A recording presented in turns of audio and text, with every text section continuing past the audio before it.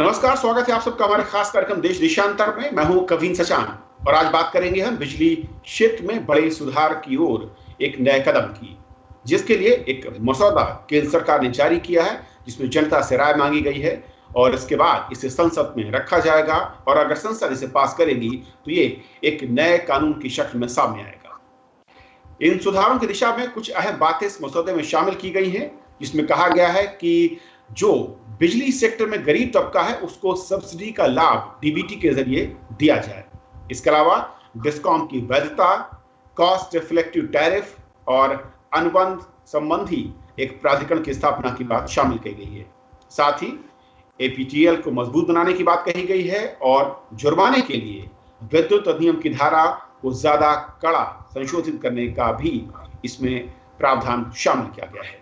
तो समझेंगे इस मसौदे को, इसकी बारीकियों को और मसौदे से क्या इशारा मिल रहा है, क्या कुछ बदलना चाहती है सरकार इस सेक्टर में और उसका इंपैक्ट क्या होगा। हमारे साथ तीन खास मेहमान हैं। अजय शेट्टर सर हमारे साथ हैं, former secretary DIPP ministry of commerce and industry government of India से। सर बहुत बहुत स्वागत है आपका। डॉक्टर प्रमोद देव है हमारे साथ, farmer chairperson central electricity regulatory commission से, बहुत बहुत स्वागत है सर। शिशिर सिन्हा हमारे साथ हैं, senior deputy editor the Hindu business line से। शिशिर जी बहुत बहुत स्वागत आपका। तो अजय सर, ये मसौदा जो इस वक्त हमारे सामने है, इसमें कंज्यूमर के लिहाज से और खासतौर पर सब्सिडी वाले एंगल को अगर समझें तो क्या ये मसौदा है और पहले की तुलना में क्या बदलने की मंशा है? ये एक बहुत महत्वपूर्ण प्रयास है इस संशोधन से कि जो ग्राहक है उसको सब्सिडी सरकार सीधे दे और वितरण कंपनियों को सब्सिडी न दे, और जो रेगुलेटर्स हैं वो टैरिफ ये मान के तय करें कि सब्सिडी का उन्हें ध्यान नहीं देना है। तो व्यवहारिक रूप में जो ये इसका जो राजनीतिक पहलू होगा वो ये है कि आज की तारीख में बहुत से राज्यों में किसानों को बिजली मुफ्त में दी जाती है या करीब करीब मुफ्त में दी जाती है, और जो उसकी सब्सिडी है वो राज्य सरकार वितरण कंपनियों को देती है। पूरा देती है, थोड़ा कम देती है कभी। तो ये लगभग 80,000 करोड़ का सालाना बोझ है राज्य सरकारों पर। तो संशोधन का अगर ये कानून बन जाए और इसका अनुपालन हो तो राज्य सरकारें किसानों को सीधे सब्सिडी देंगी, किसानों को बिजली का मीटर लगवाना होगा और उस मीटर का जो बिल है उसका भुगतान करना होगा। तो एक बहुत बड़ा परिवर्तन है, बहुत बड़ा गुणात्मक परिवर्तन है, और किसानों को लेके कोई भी बड़ा निर्णय लेना और उसका कार्यान्वयन करना राजनीतिक दृष्टिकोण से कठिन होता है। तो जो सारी कृषि क्षेत्र की जो चुनौतियां हैं वो इस बात को लेकर हैं कि एक तरफ तो किसान नाराज है कि उसको जो आमदनी मिलनी चाहिए वो नहीं मिल पा रही है और उसमें वो बढ़ोतरी जो होनी चाहिए वो नहीं हो पा रही है, और दूसरी तरफ ये है कि फर्टिलाइजर की सब्सिडी, बिजली की सब्सिडी, फूड की सब्सिडी, फूड मतलब एफसीआई को खाद्यान्न को रखने को की सब्सिडी, प्रोक्योरमेंट की सब्सिडी, ये बढ़ती जा रही है। तो देखना ये होगा कि राज्य सरकार के लिए राजनीतिक स्तर पर क्या ये संभव होगा, व्यवहारिक होगा कि वो किसान के खेतों पे मीटर लगा के उनसे बिजली का बिल वसूल कर सके। ओके। अभी तक जो सबसे सफल प्रयास हुआ है देश में, तो जब वर्तमान प्रधानमंत्री जी जब गुजरात के मुख्यमंत्री थे तो उन्होंने ये किया था कि फीडर सेपरेशन कर दिया था। तो किसानों को जो बिजली मिलती थी वो राशन होके जितनी जरूरत है उतनी ही दी जाती थी, और उसमें जो वेस्ट है वो खत्म कर दिया था, और गांव में वो 24 घंटे बिजली देने लगे थे और मीटर से वसूलने लगे थे। तो गुजरात का जो बिजली का सेक्टर है आज मुनाफे में। लेकिन किसी भी राज्य में किसानों से मीटर लगा के बिजली वसूलने की परंपरा या व्यवहारिक रूप से ये आज की तारीख में नहीं हो रहा है। तो अब ये राज्य सरकारें कर पाएंगी, करने की इच्छा शक्ति होगी, एक राजनीतिक सहमति बन पाएगी, ये करेंगे, और किसानों का उन्हें सहयोग मिलेगा इसके लिए, ये देखना होगा। शिशिर, क्योंकि अभी भी किसानों को सब्सिडी मिल रही है, बेहतर है कि अगर वो दूसरी जो डिस्ट्रीब्यूटर कंपनियां हैं उनको देने की बजाय सीधे डीबीटी के जरिए किसानों को मिले इस मसौदे के मुताबिक, वो ज्यादा बेहतर होगा। हालांकि राजनीतिक तौर पर क्या मुश्किलें हैं वो उसका जिक्र किया सर ने, लेकिन इसके फायदे अगर मैं समझूं, किस तरीके से आप देखते हैं? देखिए, अजय सर की बात को मैं एक और चीज उसमें जोड़ दूं। कई शहरों की भी बात करूं, जैसे दिल्ली की बात करूं, दिल्ली में भी ग्रेडेड सब्सिडी है। जैसे एक सर्टेन यूनिट तक आप कंज्यूम करते हैं तो उसके बाद आपको सब्सिडी दी जाती है।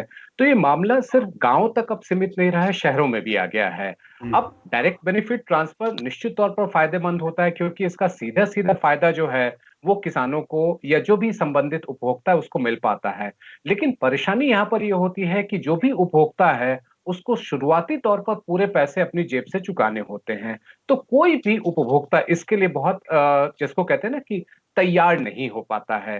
तो मुझे लगता है कि आप राजनीतिक तौर पर भी इच्छा शक्ति बनाइए और लोगों के अंदर भी ये जागरूकता दीजिए कि आपके लिए अगर आपको जो चीज सप्लाई की जा रही है वो यदि आप पूरी कीमत दे रहे हैं। देखिए, एलपीजी का मामला है। एलपीजी का जो सिलेंडर आपके घर में आता है वो सिलेंडर आपको जो एक निश्चित इनकम से ज्यादा के हैं, जो निश्चित आय से ज्यादा के हैं, उनको पूरी रकम चुकानी पड़ती है और वो पैसा बाद में उनको डायरेक्ट बेनिफिट ट्रांसफर के जरिए सभी को उनके खाते में पहुंच जाता है। हालांकि गांव में इसका अनुभव बहुत अच्छा नहीं रहा है। अगर आप देखेंगे तो कुछ इलाकों में जिसको रिफिल कहते हैं वो नहीं ले रहे हैं, क्योंकि नहीं उनके ले पास रहे। उतने पैसे नहीं होते हैं।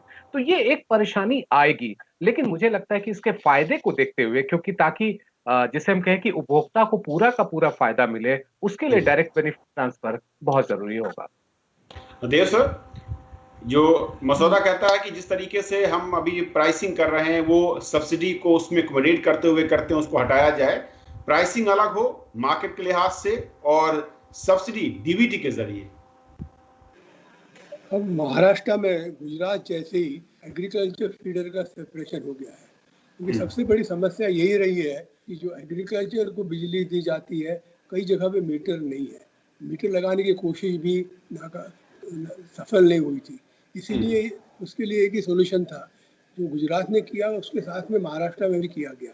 क्योंकि जब 2004-05 में महाराष्ट्र में जब मैं चेयरमैन था एमईआरसी का, तो करीब करीब हमारे यहाँ पे 40% का शॉर्टेज था। तो इसलिए ये बहुत ज़रूरी था कि कितनी बिजली कृषि क्षेत्र में लगती है, उसके मुताबिक बिजली का मापदंड हमें पता करना था। तो इसलिए वो फीडर सेपरेशन का हमने प्रपोजल दिया था और फिर उसके बाद वो फीडर सेपरेशन हो गया है। तो फीडर सेपरेशन होने के बाद भी आज हालत ये है कि अभी रिसेंटली एमईआरसी का नया ऑर्डर आया है। उन्होंने क्या किया कि कितने जो लॉसेस हैं उसके लिए एक इंडिपेंडेंट कमेटी बनाई थी और उसमें जो कंज्यूमर रिप्रेजेंटेटिव्स का बहुत अच्छा सहकार मिला है। उसकी वजह से MSEDCL ने क्लेम किया था कि उनके यहाँ पे जो लॉसेस हैं वो अभी सिर्फ 16% है। और ये जो स्टडी के बाद में अब जो ऑर्डर निकला है उनके लॉसेस अभी 21% है। इसका मतलब जो लॉसेस जो थे वो एग्रीकल्चर के नाम से डाले जा रहे थे। जैसे ये भी मैं कहूँगा कि महाराष्ट्र में करीब करीब जो यह है इनकम जो आ रहा है वो तो कमर्शियल और इंडस्ट्रियल कंज्यूमर्स की तरफ से आता है। एग्रीकल्चर की तरफ से तो बहुत कम आता है। गुजरात में भी वही हाल है। मैं गुजरात इसलिए बता रहा हूँ कि गुजरात के बारे में कहते हैं गुजरात मॉडल। तो गुजरात में आप देखेंगे जो 1 मेगावाट के ज़्यादा के कंज्यूमर्स हैं उनका कॉन्ट्रीब्यूशन 56% रेवेन्यू को है। और जो एचटी के जो है उनका भी करीब 50% वो है और उनका नंबर सिर्फ है 18,400, 18,500 समझ लीजिए। और एग्रीकल्चर के है 18 लाख और उनका कंट्रीब्यूशन जो है वो सिर्फ 13% है, 13.7%। तो उनका उसका मतलब ये हुआ कि एवरेज कॉस्ट ऑफ सप्लाई है 5 रुपया 79 पैसे है, उसके अगेंस्ट 3 रुपये 42 पैसे दिए जाते हैं और बाकी पैसे जो है सब्सिडी करके है। तो इसकी वजह से ये तो बहुत बड़ा राजकीय विषय है, क्योंकि ये सब्सिडी जो जाती है तो जितने भी जो हम किसान कहते हैं आप देखेंगे सभी जो आपके पंचायत से लेकर एमएलए और एमपी ये सभी किसान ही है और ये सबको इसका फ़ायदा मिलता है। दूसरा आपको याद रखना होगा कि एग्रीकल्चर इनकम जो है उसके ऊपर इनकम टैक्स नहीं है। तो ये तो राजकीय इसमें बहुत बड़ा जटिल मामला है कि इसमें से कैसे क्या आप निकल पाएंगे, क्योंकि जब भी आप स्कीम बनाते हैं तो स्कीम कैसे आप इम्प्लीमेंट कर पाएंगे। पहले तो स्टेट इसके लिए एग्री करेंगे या नहीं। ये बहुत अहम होगा। लेकिन एक और पॉइंट मैं आना चाह रहा हूँ अजय सर, जिसमें कहा जा रहा है कि 2003 का जो एक्ट था उसमें जिस तरीके से एस्टेब्लिशमेंट ऑफ इलेक्ट्रिसिटी ट्रिब्यूनल और एप्टेल को स्ट्रेंथन करने की बात इस नए मसौदे में कही गई है, क्या उसमें अजय सर पहले कुछ उस तरह की ताकत नहीं थी? इसमें कुछ ज्यादा एक्स्ट्रा पावर्स उसको देने की बात है। कहा जा रहा है कि डिस्ट्रिक्ट लेवल पर जो दीवानी मुकदमे होते हैं, दीवानी जो अदालतें होती हैं, उनकी जो पावर्स कुछ उस तरह के कंपेयर में उनको ताकत मिलेगी। ताकत तो हम कानून से और दे सकते हैं, वर्तमान कानून में भी काफी ताकत है, लेकिन जो रेगुलेटर्स हैं वो एक राजनीतिक परिवेश में निर्णय लेते हैं और उससे पूरी तरह से न अलग हो पाते हैं, न अलग होना व्यवहारिक है। तो आपको उदाहरण दूं कि जो पहला राज्य रेगुलेटरी कमीशन का आदेश आया था आंध्र प्रदेश में, तो वो फैसला बिल्कुल जो कानून है की धारणा के अनुसार था कि जो कॉस्ट है उसके हिसाब से टैरिफ तय हो। तो टैरिफ एक साथ मेरे ख्याल से 30-40% बढ़ गया, क्योंकि फाइनेंशियल वायबिलिटी के हिसाब से वो उतना बढ़ाना था, उन्होंने बढ़ा दिया। अगले दिन उनका घेराव हुआ, मुख्यमंत्री नाराज हुए, उन्होंने अपनी नाराजगी जाहिर की, फिर कुछ आदेश दिए, फिर उन्हीं रेगुलेटर साहबान ने दोबारा पुनः विचार करके टैरिफ कम किया। तो एक व्यवहारिक स्थिति है जिसमें सेक्टर काम कर रहा है। तो ये उम्मीद करना कि कानून से रेगुलेटर राजनीतिक परिवेश से बिल्कुल अलग हो जाएंगे, वो संभव नहीं है। लेकिन जो संभव है वो ये है कि डायरेक्ट बेनिफिट ट्रांसफर से किसान का भी फायदा होगा, ये किसान को समझाने की जरूरत है। क्योंकि मान लीजिए आपको 100 यूनिट बिजली आज मुफ्त में मिल रही है और उसमें आप 20 यूनिट बर्बाद कर रहे हैं, वेस्ट कर रहे हैं, खेत में आप बाढ़ ले आ रहे हैं जिसकी जरूरत नहीं है। अगर आपको कैश मिलेगा तो आप 80 यूनिट से काम चला लें, तो 20 यूनिट का आपके पास पैसा उपलब्ध हो जाएगा जहां आप कहीं और खर्च कर सकते हैं। ये किसान को बात समझ में आए और उसको विश्वास हो कि वाकई 100 यूनिट का पैसा उसे राज्य सरकार टाइम से देगी। अब राज्य सरकार पर भरोसा तो बहुत कम रहता है लोगों का, तो अगर राज्य सरकार संभव इसको किसान को विश्वास दिला दे कि हम आपको समय से पहले डीबीटी देंगे, उस डीबीटी से आपके कुछ पैसे बचेंगे, आपकी खेती का उत्पादन बढ़ेगा, तो इसका कार्यान्वयन आसानी से हो पाएगा। लेकिन एक ट्रस्ट की जरूरत है। वैसे ही दूसरा जो अहम मुद्दा इसमें है क्रॉस सब्सिडी का। अब क्रॉस सब्सिडी की तो जरूरत नहीं है और कानून में भी 2003 वाले में भी इसको आप कम करेंगे। टैरिफ पॉलिसी में था कि 20% के मार्जिन में क्रॉस सब्सिडी है। अब अगर आप इसको थोड़ा गहराई में सोचें तो दिल्ली का उदाहरण मैं दूंगा कि एक निर्णय लिया मुख्यमंत्री ने कि इतने यूनिट हम आपको मुफ्त में दे दें, ठीक है, लेकिन उसके ऊपर अगर आपकी स्थिति है या आपके घर में एयर कंडीशनर है, रेफ्रिजरेटर वगैरह वगैरह है, तो औचित्य बनता नहीं है कि आपको सब्सिडाइज बिजली मिले। बिल्कुल। तो आपको सब्सिडाइज बिजली देने का परिणाम है कि उद्योग को बहुत महंगी बिजली मिलती है।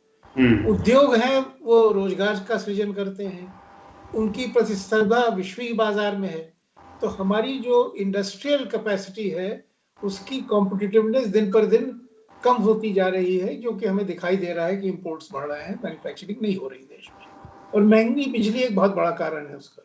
तो अगर क्रॉस सब्सिडी कम होती है तो इकोनॉमिक एक्टिविटी है, उद्योग है, उसको फायदा होगा। फायदा होगा तो लोगों को रोजगार मिलेगा और आर्थिक विकास और होगा। लेकिन ये भी समझने की जरूरत है क्योंकि जब तक आम आदमी इसको समझेगा नहीं, तो अगर उसके घर का रेट बढ़ा दिया जाए तो विरोध होगा। और राजनेताओं के ऊपर ये जिम्मेदारी बनती है कि वो समझाएं लोगों को और साथ लेकर चलें।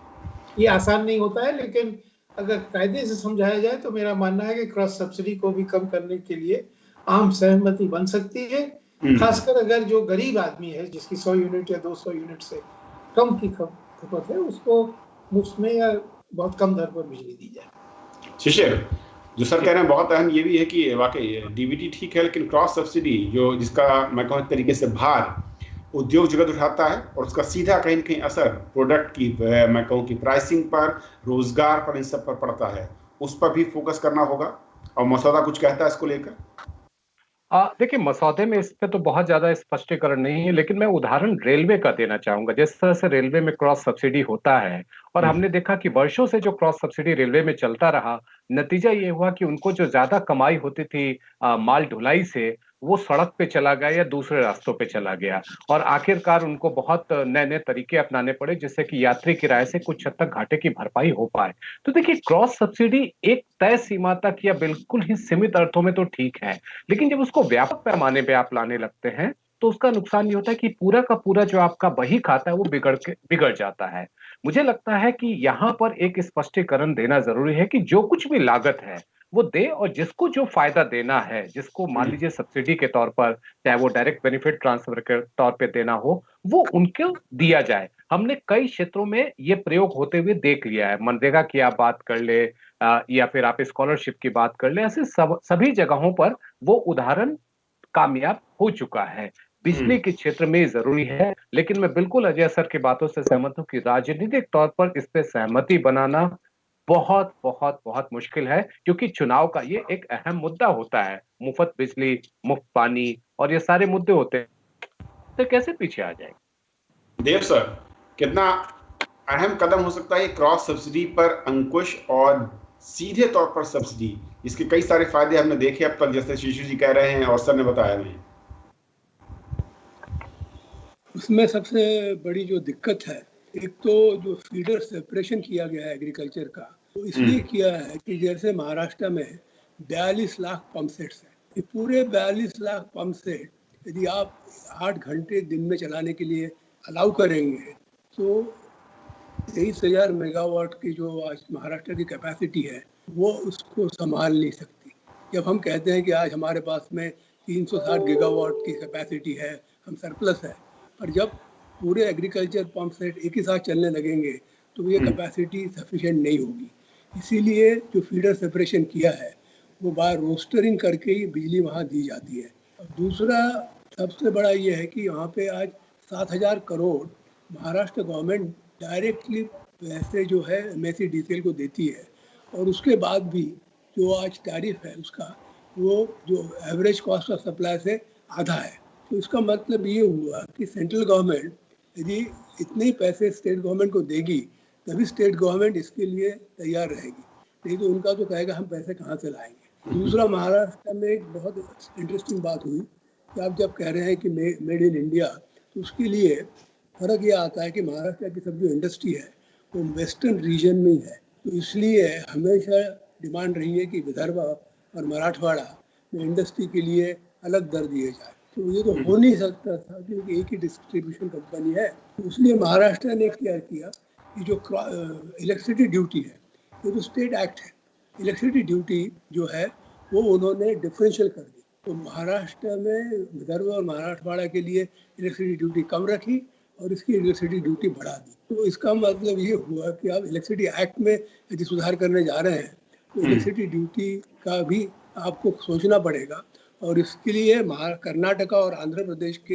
हाई कोर्ट के जो ऑर्डर है उसके मुताबिक राज्य सरकारों को ये अधिकार है। तो एक तो ये बात जो है आपको सुप्रीम कोर्ट तक जाके इसका फैसला करना होगा कि इस तरह की से जो क्रॉस सब्सिडी फिर से दी जा सकती है, एक तो ये कोई पूरा जो एक्सरसाइज है वो फेल हो सकता है। ओके अजय सर, इसमें एक और मैं चीज देख रहा था कि फ्रेंचाइजी या सब लाइसेंसिंग डिस्ट्रीब्यूशन को लेकर जो भी मामले हैं, जो अपेलेट अथॉरिटीज हैं, उसको थोड़ा सा स्ट्रेंथन करने की बात कही गई है, और साथ ही साथ ये कहा जा रहा है कि पेनल्टीज को लेकर जो आरपीओ और एचपीओ को लेकर है उसमें सेक्शन 142 और सेक्शन 146 इसको अमेंड करने की बात है। तो ये तो थोड़ी सी और सख्ती ला रहे हैं कानून में, और वो तो सही दिशा में है, लेकिन समस्या फिर मैं कहता हूं कि राजनीतिक स्तर पर है कि ये राज्य सरकारों की वितरण कंपनियां हैं, तो उनके ऊपर कितनी सख्ती व्यवहारिक है ये देखने की बात है। तो 20-30 साल से बात चलती आ रही है कि एनटीपीसी जो केंद्र सरकार की कंपनी है उसको समय से पूरा भुगतान हो। जब भुगतान नहीं होता है तो स्वाभाविक बात तो ये होती है कि भाई बिजली काट दीजिए, लेकिन बिजली काटना तो व्यवहारिक नहीं रहा है आज तक। तो तो इसलिए राज्य सरकारों को साथ लेकर ही हम आगे बढ़ पाएंगे और उनकी सहमति से ही इस पुराने कानून का या नए कानून का अनुपालन हो पाएगा। जैसे पुराना जो वर्तमान कानून है वो भी कहता है कि क्रॉस सब्सिडी कम कीजिए, तो उसको तो 17 साल हो गए हैं लेकिन क्रॉस सब्सिडी नहीं कम हुई आज तक। अब डायरेक्ट बेनिफिट ट्रांसफर के लिए तो वर्तमान सरकार कई सालों से कह रही है कि अच्छी चीज है, लेकिन बिजली के क्षेत्र में अभी इसका प्रयोग नहीं हो पाया है। तो एक जिसको कहते हैं ना कि आम सहमति बनाना, राजनीतिक जो स्तर है उसमें अलग अलग लेवल्स पर लोगों को समझना और उनको, जो किसान है, जो उपभोक्ता है, उन तक बात पहुंचाना, उनको समझाना, इसको पॉलिटिकल कम्युनिकेशन कहते हैं। वो जब अच्छा होगा तभी सुधार सही ढंग से हो पाते हैं, क्योंकि सिर्फ कानून या सख्ती के सहारे सुधार लाना उतना आसान नहीं होता है। एक आम सहमति बन जाए कि ये सही चीज है, इससे सबका फायदा है, तो थोड़ा आसान हो जाता है। वो थोड़ा सा उसमें और मेहनत लगती है, समय लगता है, लेकिन उसकी जरूरत है। उसी से जो चिंता है वाकई की, असल में इस तरह की मैं कहूँ जो ड्राफ्ट ये है उसकी जो मंशा वो असल साफ तौर पर दिखती है कि राज्यों की जो वित्तीय स्थिति है विद्युत विभागों की वो सुधर जाए, जो कंपनियां वो सुधर जाएं और राज्यों को ही सुधारना है।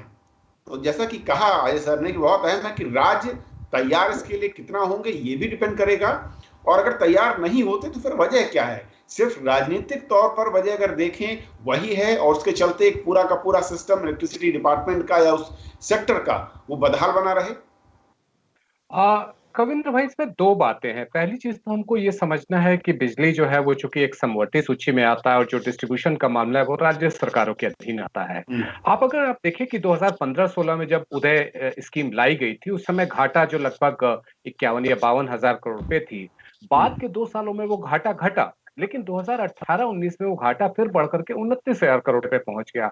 क्या वजह रही थी? वजह साफ थी कि राज्य सरकारों के तहत जो एक वित्तीय अनुशासन हम लोग उम्मीद कर रहे थे वो नहीं आ पाया, और नतीजा ये हुआ कि जो कुछ भी योजनाएं थी वो योजना अपनी जगह पर चली गई, और जो डिस्कॉम, जो बिजली डिस्ट्रीब्यूशन कंपनीज हैं, बांटने वाली कंपनीज हैं, उनका घाटा बढ़ गया।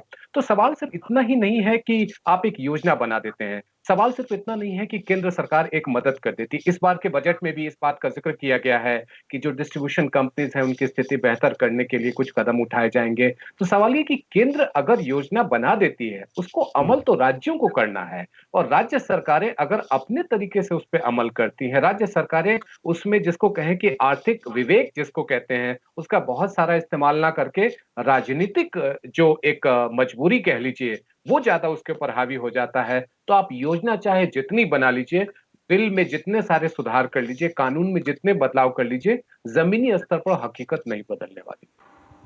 देव सर, क्योंकि आप जिस तरीके से मसौदा है और सब कुछ आकर ऐसा लगता है कंसल्टेशन के लिए जरूर है और उसमें जनता को या फिर जो तमाम लोग हैं, स्टेक होल्डर हैं, वो आपत्तियां या सुझाव उसमें दे सकते हैं केंद्र सरकार का जो मसौदा है उसको लेकर, लेकिन राज्यों की ओर से इसमें आपको लगता है कि क्या है जो उनके लिए थोड़ा सा आपत्तिजनक हो सकता है, जहां पर वो शायद पीछे हटना चाहें, या कुछ ऐसी चीजें जो आपको लगता है कि इसमें जोड़ने की और जरूरत है अगर हमें इस सेक्टर को बदहाली से बाहर निकालना है? अभी तक जो हम टैरिफ की बात कर रहे हैं उसके लिए जो राज्य सरकारों को क्रॉस सब्सिडी का बर्डन है वो तो राज्य सरकारें नहीं संभाल पाएंगी। उसके लिए केंद्र उनको मदद देगी तो ही उसमें कुछ प्रोग्रेस हो सकता है। और दूसरी बड़ी समस्या ये है कि जब हम इसकी तरफ देखते हैं, पूरा जो एक्ट है उसमें जो रेगुलेटर की अपॉइंटमेंट है वो जो है वो पावर स्टेट गवर्नमेंट से निकाल कर आप सेंट्रलाइज करने जा रहे हैं। तो ये फेडरल स्ट्रक्चर में क्वाज़ा फेडरल जो है, यूनिटरी नहीं है हमारा स्टेट में, कितना पॉसिबल है, पॉलिटिकली एक्सेप्टेबल होगा क्या ये? क्योंकि जो है, क्योंकि रेगुलेटर को अपॉइंट करने में हमेशा राजनीति रहती है, सबको पता है।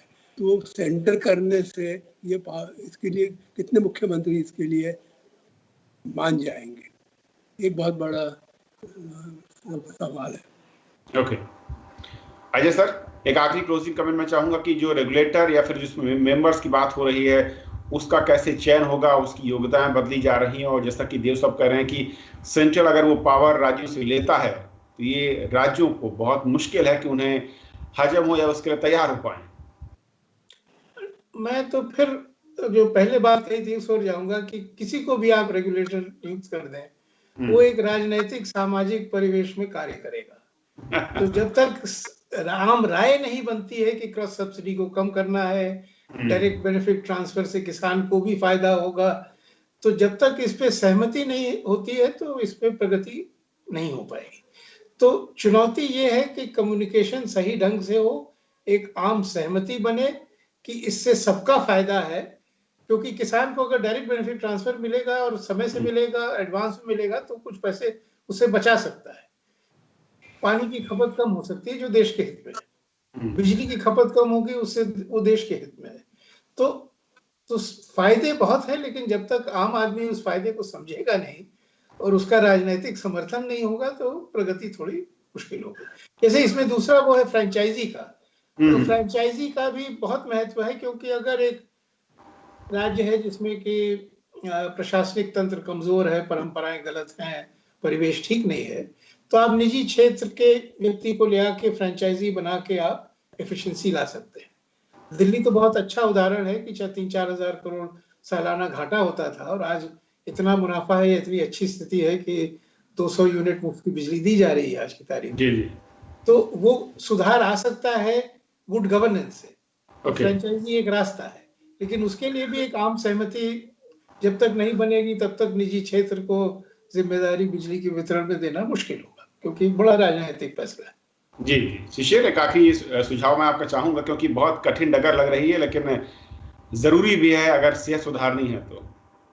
देखिए, चुनौती तो है, इसमें कोई इनकार नहीं कर रहा। और आपको जैसा मैं एक छोटा सा उदाहरण दूं रसोई गैस के सिलेंडर को लेकर के, जब उसके लिए डीबीटी की बात कही गई थी तो वहां पे भी यही बात थी कि अगर आप 15 करोड़ कनेक्शन देखेंगे तो इसमें बहुत सारे डुप्लीकेशन थे और बहुत सारा फायदा जो है उसका किस तरीके से लिया जाता था। तो लगता था कि ये जो खामियां हैं ये दूर नहीं हो पाएंगी। हमने वहां पर खामियों को दूर किया है, एक बड़ा बदलाव उसमें किया है। बिजली के मामले में भी संभव है। और मैं इस बात को, जो अजय सर ने पॉलिटिकल कम्युनिकेशन वर्ड यूज किया है, मुझे लगता है कि ये कम्युनिकेशन हम जितना स्ट्रांगली यूज कर पाए, राज्यों की वित्तीय स्थिति को देखते हुए, राज्य के जो बिजली बोर्ड है उनकी वित्तीय स्थिति को देखते हुए, वो तभी जाकर के उस पर अमल हो पाएगा। देखिए, स्थिति बहुत अच्छी नहीं है बिजली के मामले में। आप उत्पादन कर रहे हैं, लागत नहीं आएगी, पैसे नहीं आएंगे, कब तक उत्पादन करते रहेंगे? तो वो तो आपको स्थिति सुधारनी है। बिल्कुल, बहुत शुक्रिया अजय सर, देव सर और शिशिर जी, आप तीनों मेहमानों का हमारे साथ इस बेहद अहम मसले पर चर्चा में जुड़ने के लिए, समझाने के लिए कि ड्राफ्ट पॉलिसी क्या है, उसके क्या खास बिंदु हैं और राज्यों के स्तर पर उसे स्वीकार करने में किस तरीके की चुनौतियां आ सकती हैं। हालांकि ये भी देखना अहम होगा कि इसे कैसे आगे बढ़ाती है केंद्र सरकार। फिलहाल इतना ही, नमस्कार।